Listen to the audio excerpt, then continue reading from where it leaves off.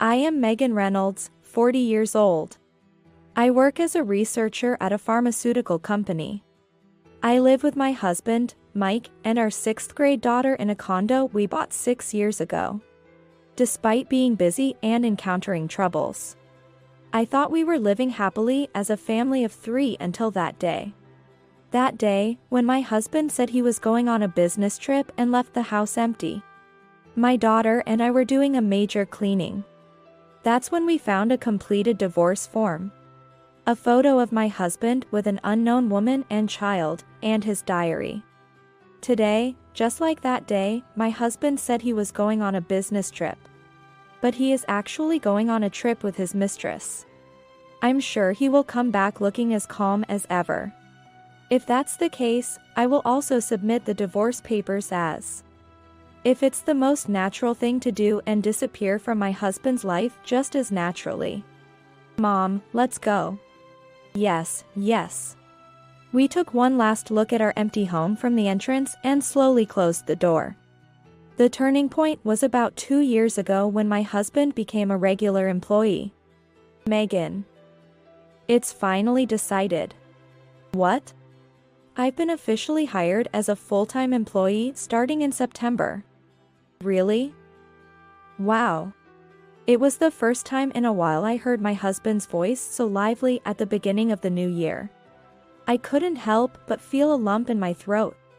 8 years ago, the company my husband worked for faced financial difficulties, underwent massive layoffs, and my husband was unfortunately caught in the turmoil. However, my husband was still 34 years old then. We thought he would find a new job soon. But the times were tough, and even hiring new graduates was restricted. My husband, who had a background in clerical work and graduated from a mid-tier university without any special qualifications, found it hard to find another job. Eventually, he had to settle for a contract position at a local mid-sized company. Around that time, we were discussing buying a house as our daughter, Stacy, was starting elementary school. We were moving forward with the discussion but realized it's tough to get a mortgage on a contract employee's salary. Can I really not afford to buy a house on my own? It's not your fault. It's because of the company's layoffs. That's true, but I still think we need to move before Stacy starts school. We all like that condo, right? I can't think of anywhere else but there. Right.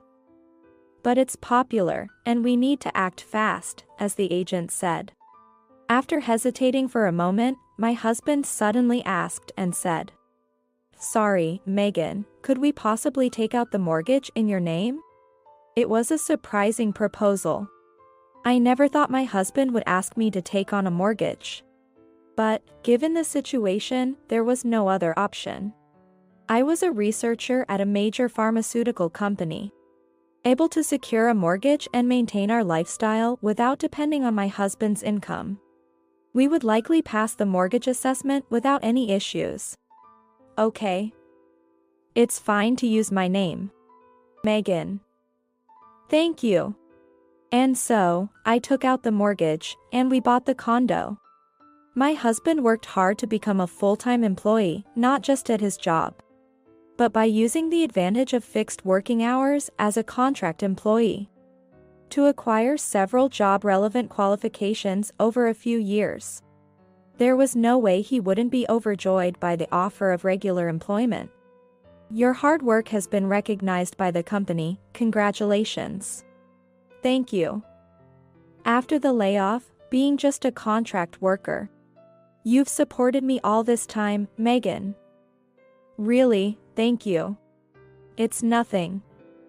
It's just what a family does. It's all the result of your effort. Still, thank you. Really, I'm so glad you're my wife. Saying this, my husband expressed his heartfelt gratitude. I felt relieved, thinking that now my husband could finally settle down. But reality did not follow my wishes. Preparation and handover for the official employment in September turned out to be more time-consuming than expected. And we began to live busy lives even before the official employment started. As the months passed since September, my husband got more accustomed to his job. But the workload kept increasing with each day, and so did his irritability. What? Overtime again? Sorry. I'm swamped with experiments for a new drug right now. Huh? I've become a full-time employee too, and I'm exhausted from the increased workload. I have to go on business trips all the time. Yet, when I come home, I have to heat up cold meals, the laundry is still not finished. The house is as messy as in the morning, and on top of that, I have to do Stacy's tutoring pickups and drop-offs. Are you taking me for granted? Why would you say that? We've always shared household chores. Sure, I might ask for your help when I'm busy, but I apologize and ask in advance. And I take on everything when you're having a tough time. Even though we said it was a division of household chores, cleaning, laundry, and cooking were almost entirely my tasks, with garbage disposal and cleaning the bath being more like helping out. Still, I was grateful for any help and always expressed my gratitude. This time was genuinely rare, as I knew I would have to work late. So I properly informed my husband in advance. Asked him to warm up the pre-made food and handle the tutoring commute, and he had agreed. But having a rational conversation with my increasingly unreasonable and irritable husband was impossible. Pampering you was a mistake. What? Back when I was a contract worker, I felt inferior. So I shared the chores even though I'm a man. But really, all this should be done by women. Are you serious? Of course. Men work and women keep the house, that's been the rule in families since forever. But, you wanted to keep your job. Saying you didn't want to waste your education and wanted to contribute to society. So I reluctantly agreed to let you continue working. What? When we got married, you were the one who insisted that me continuing to work was totally fine. That was just a convenient lie. That's terrible. It's the same with kids. I actually wanted a second child. But you were too busy with work, so I gave up on that idea for you. That's not true.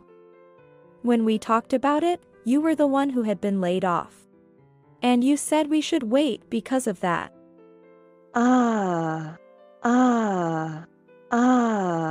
In the end, you refused to admit your faults and blame everything on me. Is it because you're smarter and think I'm stupid? What? Seriously uncool. Try to be a little humble for once. Support me. After saying that, my husband stomped off to his room. I never imagined such words could come from his mouth. His statements shattered the trust we had built up over the years. Despite that, I wondered if I had inadvertently hurt him or taken advantage of his kindness. So I started sacrificing my sleep to finish household tasks to avoid burdening him further. However, around the same time, my husband began spending more time away from home, citing business trips and entertaining clients. And the occasions we saw each other at home drastically decreased. A year after our first major conflict, as the unresolved tension in our marriage became impossible to hide, Stacy voiced her concerns. Mom, are you okay? You look tired. Stacy, who always pays close attention, must have noticed the strained relationship between us. I felt terrible for involving her in our troubles. Seeing you care gives me strength. Thank you, I'm happy. Mom, if there's anything I can do to help, just let me know. What? I'm in 6th grade now. I love washing dishes, cleaning, and baking.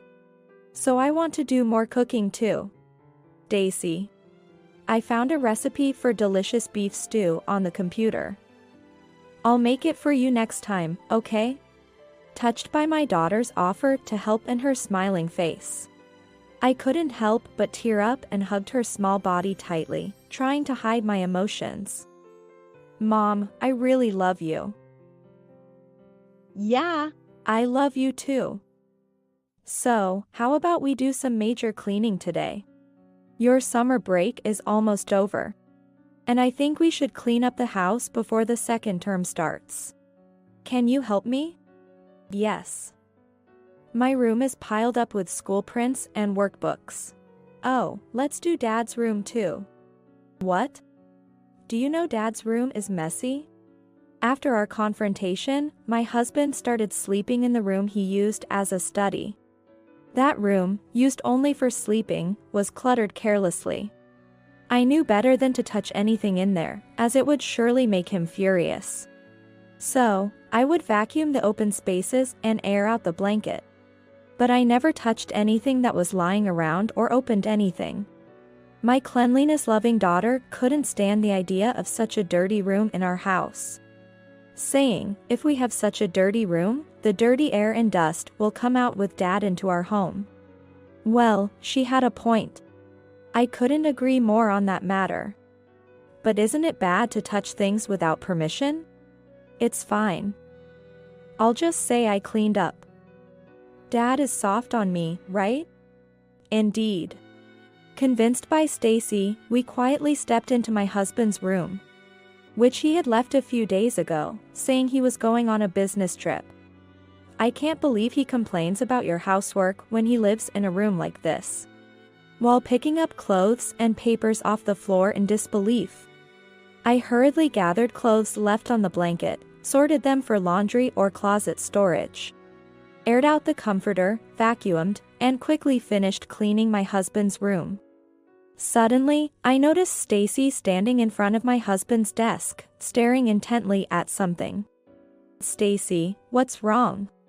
Startled by my voice, she slowly turned around with an indescribably shadowed expression and began to speak in a low, angry tone that was hard to believe. Dad has a child with another woman. What? Hearing such a statement from my 6th grade daughter, I rushed to her side in a panic. What happened? Why would you say that? This. She handed me several photos and my husband's planner. Reluctantly taking them, I saw pictures of my husband with a young woman I didn't know. And he was holding a baby that was smiling brightly. I felt as if I had been struck on the head. At the same time, I felt like I found the answer to my husband's actions. What is this? I think it's Dad's girlfriend and their baby. Why? How can you say that? Because it's written here. Where? Here. She showed me a planner page marked with a family half-year birthday. This photo was tucked in this page. That page and others were filled with family plans and entries that looked like diary notes, detailing meticulously. This means the baby is theirs, right? Probably, yes. So, this woman is Dad's girlfriend, right? The words Dad's girlfriend uttered by Stacy pierced my heart. Holding back tears and biting my lip, I hugged Stacy and quickly scanned through the other pages, confirming what she had said. Everything Stacy said was true. What kind of words has he made my elementary school child say? And to leave such evidence in plain sight, without any attempt to hide it. Stacy, I'm sorry. I put down the planner and gently stroked Stacy's head with my hand. Why are you apologizing, Mom? Dad's the one who did something wrong.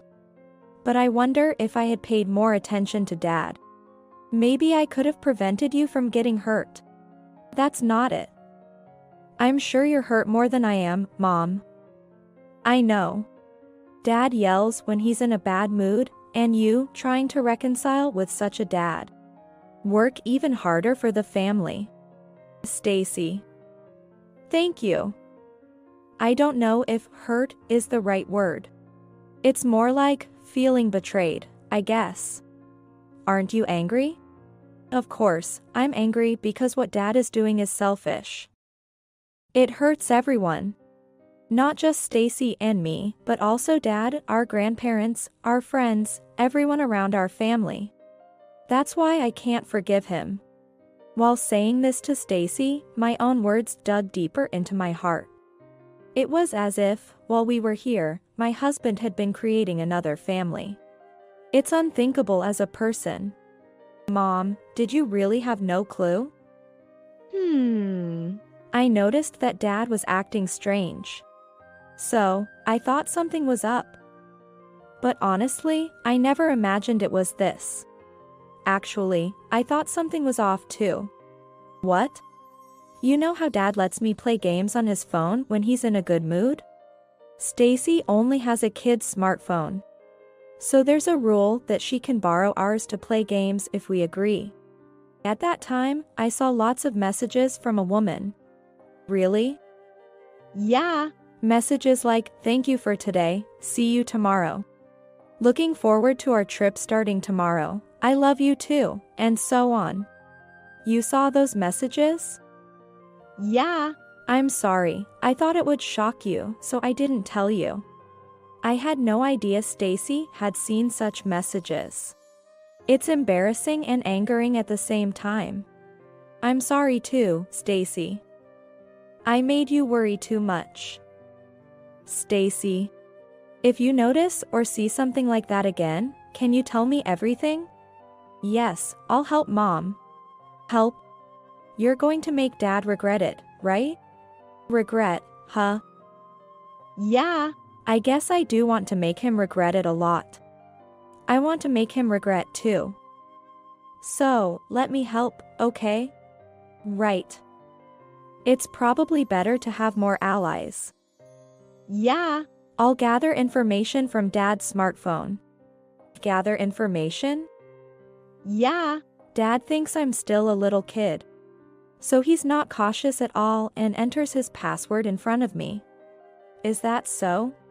So, I'll remember Dad's password and get messages, pictures, and stuff when he lends me his phone, then send it to your phone. Can you do that, Stacy? Of course. It's common sense for elementary school students these days. Impressive. Then maybe I should gather information from a different angle. As we resumed cleaning, let's get back to cleaning, we continued to clean, taking care not to provoke my husband too much, while preserving potential evidence by taking photos with our smartphones. The only thing I carefully took to my room was the completed divorce form, left folded in a corner of the desk. Since that night, I quietly began preparing for a divorce. Now, several months later, Stacy and I are in our new home, watching TV in the living room after finishing her homework from tutoring. Stacy, shouldn't you be going to bed soon? Right, I should go to sleep. Good night, Mom. Good night, Stacy. Saying that, Stacy returned to her room. It's been a few days since we moved, and not having to see what I don't want to see is a relief. I used to worry about when he would come back or if he would say something. Though I thought I wasn't bothered by it, it seems I was quite oppressed. The headaches that had been secretly continuing for so long have not been felt these past few days. The body is honest, I thought, as my smartphone on the desk alerted me to an incoming call. The name displayed on the screen was as expected. I couldn't help but smirk as I slid my finger across the screen to answer. Hello? Hey. What's going on? The key's not working. The call was from my husband, returning from a business trip. He must have followed someone into the entrance and now stands in front of the door to our condo, frantically trying to use the key that won't work. Mike, could you stop? You're going to break the key. What? Then hurry up and open it. I can't. What? I can't open it. Why not? Because I'm not there. What? What do you mean you're not there? You're inside, right? Is this some kind of harassment against me? Open up now. I told you, Mike, I'm not in that condo. What? Where did you go, leaving your husband behind? Well, because you're not my husband anymore. What? We're not a couple anymore, so I don't care about you anymore. Excuse me. So, there's no need for me and Stacy to live in that house, so we moved out. What? Say that again? I divorced you. So, I sold that house and moved out with Stacy. Understand? There was a stunned silence on the other end. Then, a torrent of his bewildered mutterings like, "You're kidding, this has to be a joke, seriously?" And so on continued. It's not a joke, Mike, and I have no intention of seeing you again. So, please find somewhere else to sleep tonight. At those words, my now ex-husband began to rage. Don't mess with me. Don't do whatever you want. How did you even divorce me without my consent? I never once talked about divorce with you. The house was in my name, so I had every right to sell it. You can't just do whatever you want with our house. Doing whatever one wants? You did that first, didn't you? So, I did the same. An eye for an eye, a tooth for a tooth. What? That makes no sense. Well, indeed, you never directly told me about getting a divorce. But, you had those conversations many times with someone else, right? I'm going to leave my wife. So? What? Sorry. Your business trips have been obvious lies for a long time. What? By the way, who's looking after that small child? When you guys pretend to go on business trips but actually go on vacations. The woman's parents? Don't tell me you leave the child at the woman's place unattended? Mike was speechless again. He probably never imagined I would bring up such a topic. Caught off guard by this unexpected turn, he seemed confused, emitting incomprehensible sounds like, and, Didn't think I knew all that, did you? How? As Mike squeezed out a raspy voice, I continued over him. I started sensing something was off about you. Since around the time you got permanently employed. It escalated from there, with you becoming unreasonably abusive and neglectful toward the family. The decisive moment was when I found photos, a diary, and a completed divorce form while cleaning your room. What? You get it now, right? Why I divorced you, how I was able to do it. You knew I had another woman and a child. Yes, I knew everything. The diary meticulously recorded all the trips and overnights you had disguised as business trips. And there was even a completed divorce form on the desk, ready to finalize our separation.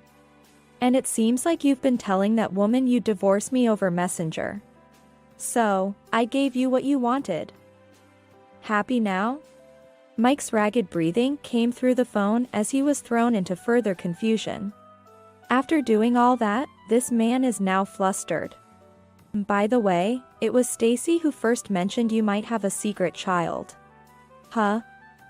Stacy? Why? Because she was the first to find the photos and stuff you carelessly left around your room. What? I never imagined I'd hear the words secret child from Stacy. She figured it out as soon as she saw the photo and diary. You're kidding. Plus, Stacy had suspected you had another woman for a while. Huh? Why? Your smartphone. Smartphone? When she borrowed it from you to play games. She saw lots of messages popping up from another woman. Stuff like, thank you for today, and I love you too. That's a lie. I haven't heard a word about this.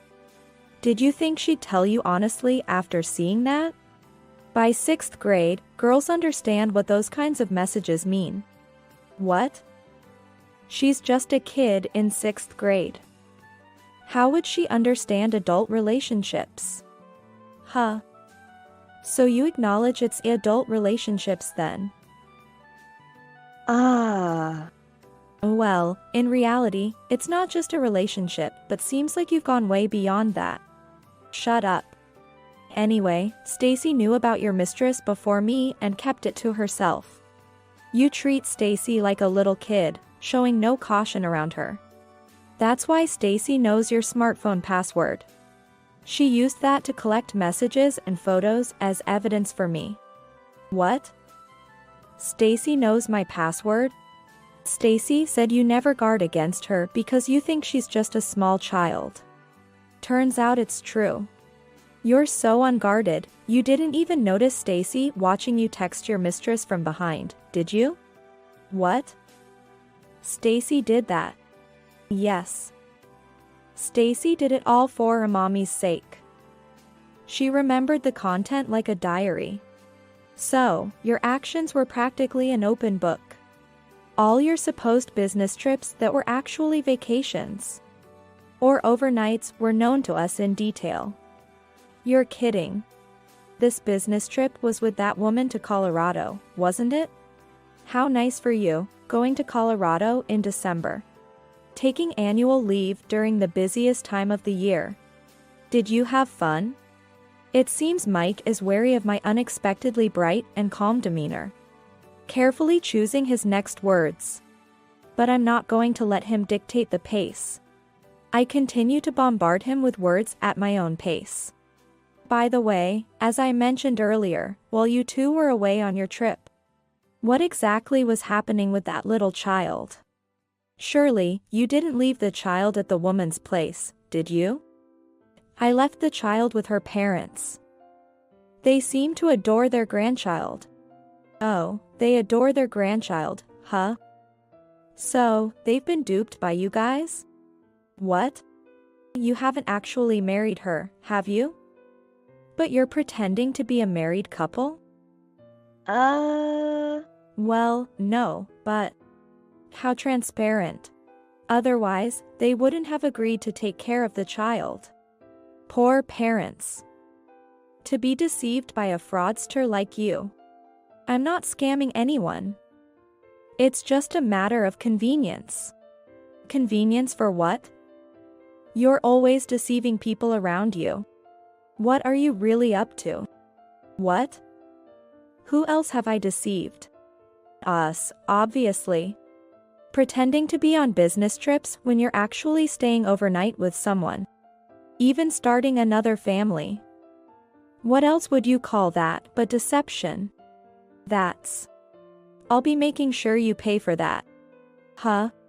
Deciding to give my ex-husband a final notice, I continued. I'll be hiring a lawyer for the compensation and child support, among other things. What? A lawyer? Of course. And bear in mind, I know everything. The woman is naturally, I'll be claiming against that woman as well. Emma Anderson, your former colleague, right? How do you know her name? A friend from my college days works at your company. I got the info from them. What? I hesitated at first, but after seeing that photo, I decided to contact them. And they filled me in on everything.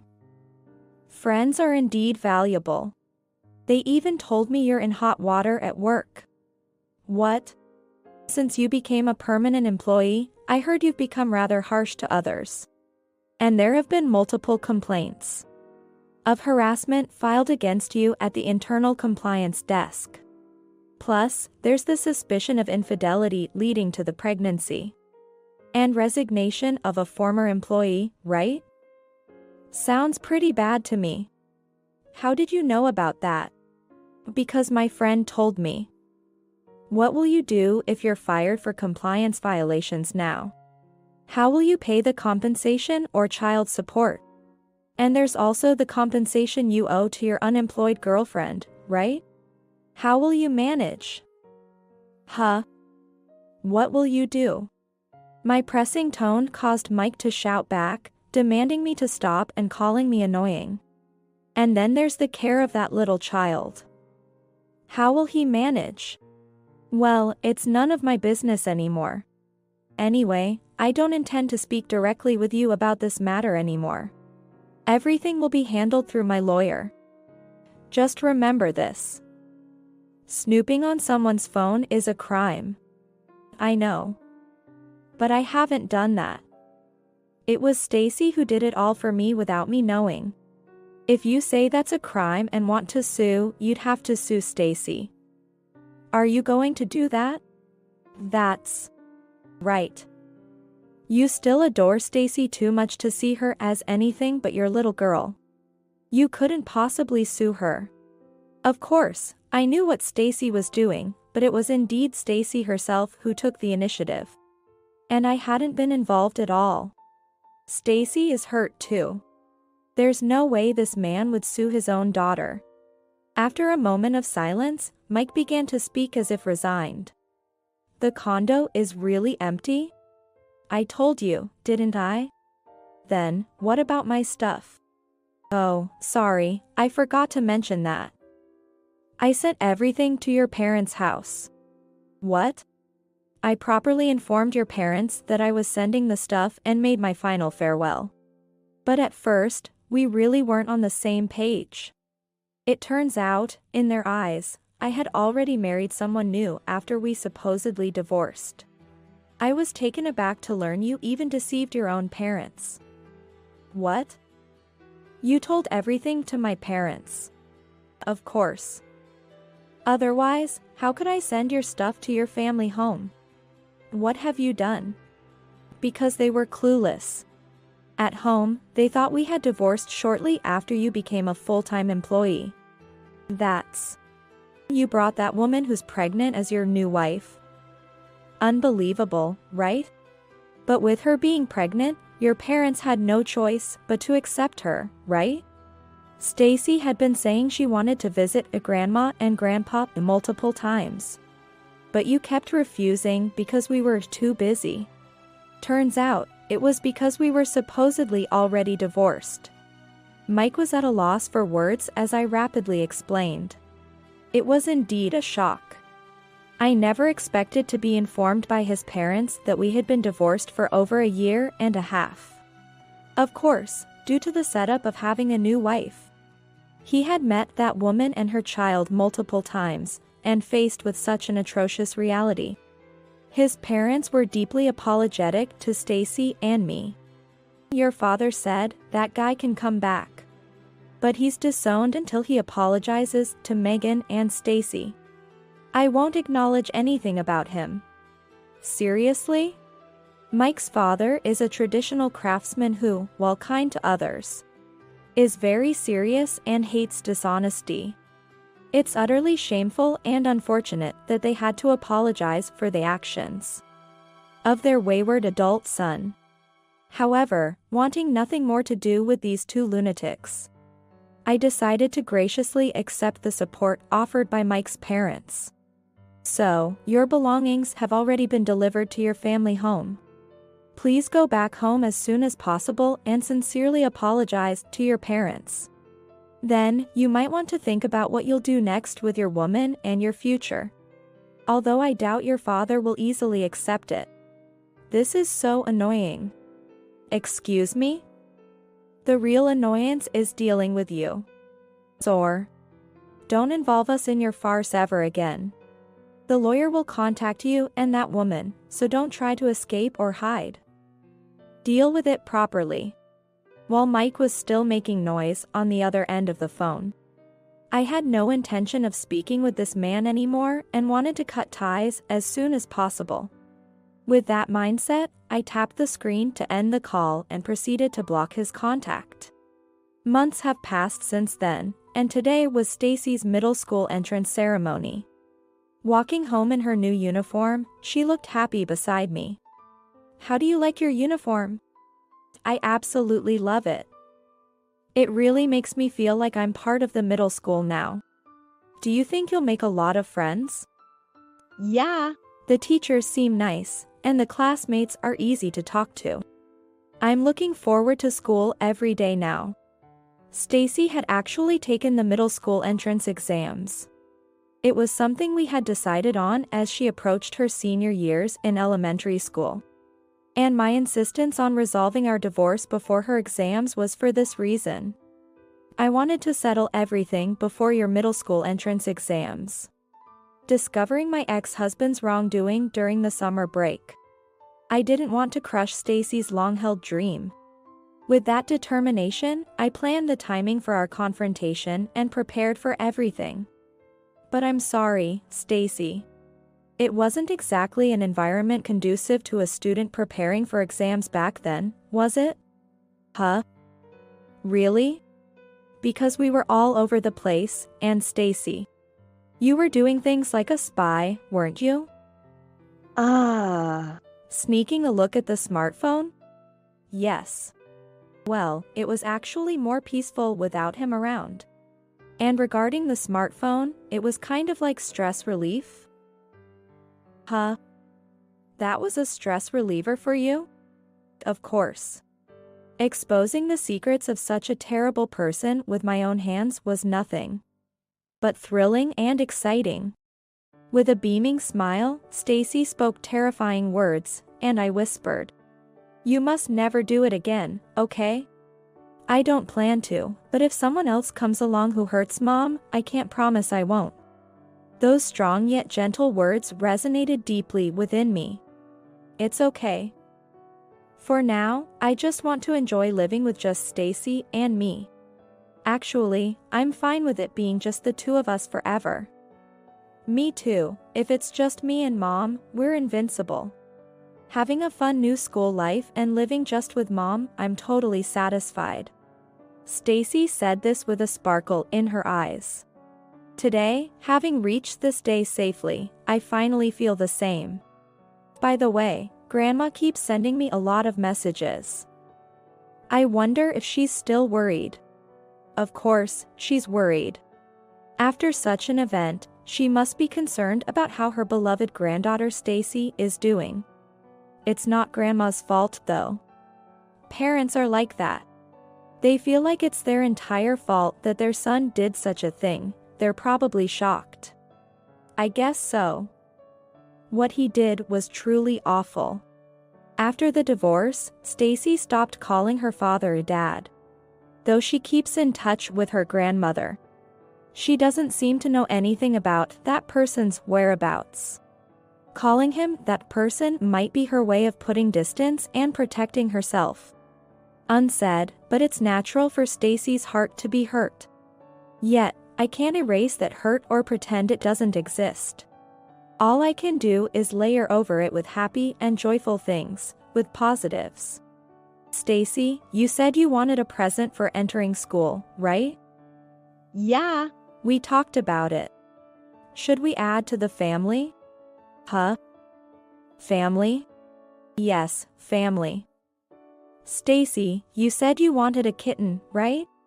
We've moved to a pet-friendly apartment this time. So, we can increase our family, okay?